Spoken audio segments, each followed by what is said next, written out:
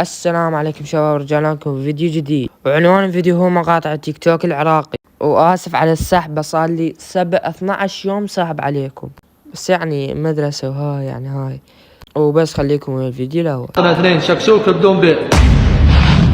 كيف شكشوكة بدون بيض؟ يعني أول مرة كيف شكشوكة بدون بيض؟ يا أخي الله يرحم والديك، شكشوكة بدون إيش؟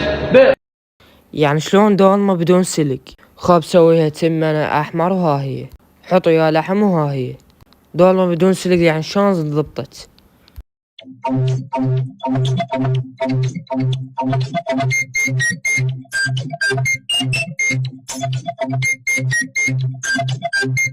والله كلام مقنع. يوم واحد بالمدرسة تحسه سنة ونص، بس 15 يوم بالعطلة تحسه يوم وربع. يعني شلون؟ اليوم سويت لكم الخباز او السلاق بطريقة جدا سهلة وكلش لذيذة، فتعالوا وياي خلينا نجيب الخباز من البستان.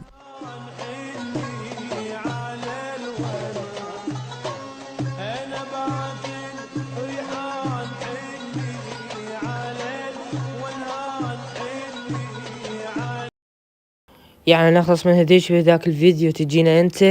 يعني والله ما اعرف شلون تطبخ عليه، يعني هي وسخ، يعني شلون تطبخ عليه؟ ما تقولي حتى الزيت صار بنزين مو زيت.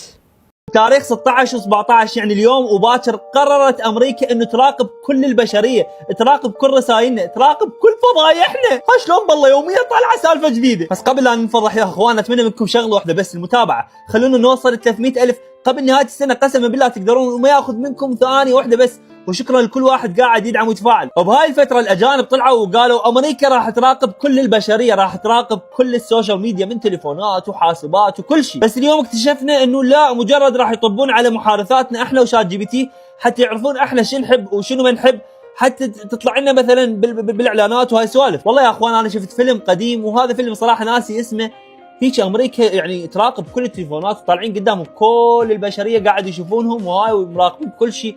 فاتوقع هذا الشيء من زمان معروف انه احنا مخترقين يا اخوان. ليش متفاجئين؟ فبس والله هذا الموضوع، واتمنى بس المتابعه وشكرا. يعني ما كفانا الظن بالعراق نوب امريكا تدخل على ملفاتنا؟ يعني ليش يعني ليش تدخل؟ يعني بعد شو تريد امريكا؟ يعني ليش تدخل؟ بس قل ليش تدخل. وبس لهنا وصلنا لنهاية الحلقة. اتمنى تشتركون بالقناة وتحطون لايك حتى استمر بنشر هيج فيديوهات. وبس مع السلامة.